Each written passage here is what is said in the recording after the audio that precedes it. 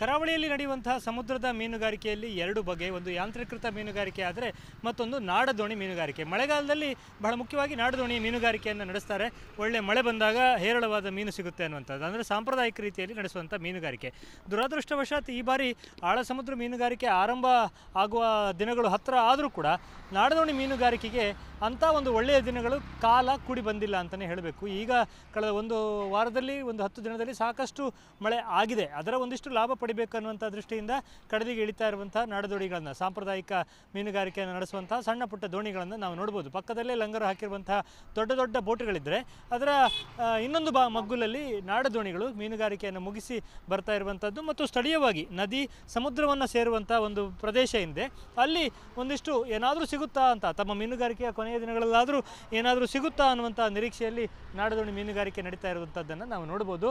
ಹೆಚ್ಚಾಗಿ ಏನು ಅಂತಂದರೆ ಮೇ ಕೊನೆ ಭಾಗದಲ್ಲಿ ಯಾವಾಗ ಆಳ ಸಮುದ್ರ ಮೀನುಗಾರಿಕೆ ಕೊನೆಗೊಳ್ಳುತ್ತೋ ಆ ತಕ್ಷಣದಲ್ಲಿ ಒಳ್ಳೆಯ ಮಳೆ ಆಗುತ್ತೆ, ವಿಪರೀತವಾದ ಮಳೆ ಆಗುತ್ತೆ. ಕಡಲ ತೀರಕ್ಕೆ ಹೊಂದಿಕೊಂಡಿರುವಂಥ ಗ್ರಾಮಗಳಲ್ಲಿ ಒಳ್ಳೆ ಮಳೆ ಆದಾಗ ಮತ್ತು ಘಟ್ಟ ಪ್ರದೇಶದಲ್ಲಿ ಒಳ್ಳೆಯ ಮಳೆಗಳಾದಾಗ ಅಲ್ಲಿಯ ಮಳೆಯ ನೀರು ನದಿಯ ಮೂಲಕ ಹರಿದು ಬರುತ್ತೆ. ಅಲ್ಲಿ ಹೇರಳವಾದ ಆಹಾರ ವಸ್ತುಗಳು ಮೀನಿಗೆ ಸಿಗುತ್ತೆ. ಅದು ಸಮುದ್ರ ಸೇರುವಾಗ ನಾಡದೋಣಿ ಮೀನುಗಾರಿಕೆ ವಿಪುಲವಾಗಿ ನಡೆಯುವಂಥದ್ದು. ಅದು ಬೇರೆ ಬೇರೆ ರೀತಿಯಲ್ಲಿ, ಅದು ದೋಣಿಗಳನ್ನು ಇಳಿಸಿ ನಡೆಸುವಂಥದ್ದು ಇರ್ಬೋದು, ಕೈರಂಪಣಿ ಬಲೆಯನ್ನು ಹಾಕುವ ಮೂಲಕ ನಡೆಸುವಂಥ ಮೀನುಗಾರಿಕೆ ಇರ್ಬೋದು. ಈ ಎಲ್ಲ ಮೀನುಗಾರಿಕೆ ಕೂಡ ಮಳೆಗಾಲದಲ್ಲಿ ಚೇತರಿಸಿಕೊಳ್ಳುವಂಥದ್ದನ್ನು ನಾವು ನೋಡಿದ್ದೇವೆ. ಬಹಳ ಅಪಾಯಕಾರಿ ಮೀನುಗಾರಿಕೆ ಆದರೂ ಕೂಡ ಯಾರು ಈ ಆಳ ಸಮುದ್ರ ಬೋಟುಗಳಲ್ಲಿ ದುಡಿತಾರೆ ನೋಡಿ, ಆ ಮೀನುಗಾರ ಕಾರ್ಮಿಕರೇ ಎಲ್ಲರೂ ಸೇರಿ ತಮ್ಮದೇ ಒಂದು ಉದ್ಯಮ ಅನ್ನುವ ರೀತಿಯಲ್ಲಿ ನಾಡದೋಣಿ ಮೀನುಗಾರಿಕೆಯನ್ನು ನಡೆಸ್ತಾ ಬಂದಿದ್ದಾರೆ. ಸೊ ಆ ರೀತಿಯ ಒಂದು ನಾಡದೋಣಿ ಮೀನುಗಾರಿಕೆಗೆ ಈ ಬಾರಿ ತುಂಬ ನಷ್ಟ ಆಗಿದೆ. ಬಿಸಿಲಿನ ವಾತಾವರಣ ಇದ್ದಾಗ ಸಮುದ್ರದ ತೀರ ಪ್ರದೇಶಗಳಿಗೆ ಹೆಚ್ಚಾಗಿ ಮೀನುಗಳು ಬರುವುದಿಲ್ಲ. ತೀರ ಪ್ರದೇಶಕ್ಕೆ ಮೀನುಗಳು ಬರುವುದಿಲ್ಲ ಅಂತಾದಾಗ ಸಹಜವಾಗಿಯೇ ನಾಡದೋಣಿಗಳಿಗೆ, ಸಾಂಪ್ರದಾಯಿಕ ಮೀನುಗಾರಿಕೆ ನಡೆಸುವಂಥ ಬಲೆಗಳಿಗೆ ಮೀನು ಬೀಳೋದಿಲ್ಲ. ಅದರಿಂದ ನಷ್ಟ ಆಗುತ್ತೆ. ಈಗ ಸ್ವಲ್ಪ ಮಳೆ ಬಂದಿದೆ, ಆ ಮಳೆಯ ಲಾಭವನ್ನು ಪಡೆದು ಏನಾದರೂ ಮೀನುಗಾರಿಕೆ ಮಾಡಬಹುದಾ ಅನ್ನುವಂಥ ದೃಷ್ಟಿಯಿಂದ ನಾಡದೋಣಿಗಳು ಸಜ್ಜಾಗ್ತಾ ಇವೆ. ಕೆಲವು ನಾಡದೋಣಿಗಳು ಮೀನುಗಾರಿಕೆಯನ್ನು ಮುಗಿಸಿ ಬರ್ತಾ ಇದೆ.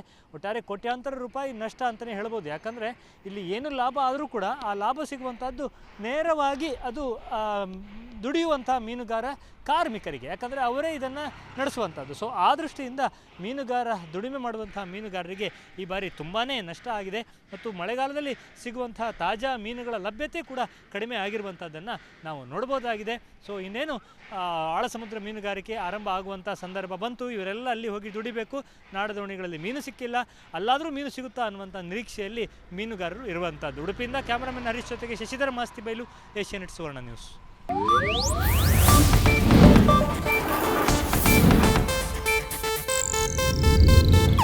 ಇದು ಏಷ್ಯಾನೆಟ್ ನ್ಯೂಸ್ ನೆಟ್ವರ್ಕ್ ಪ್ರಸ್ತುತಿ.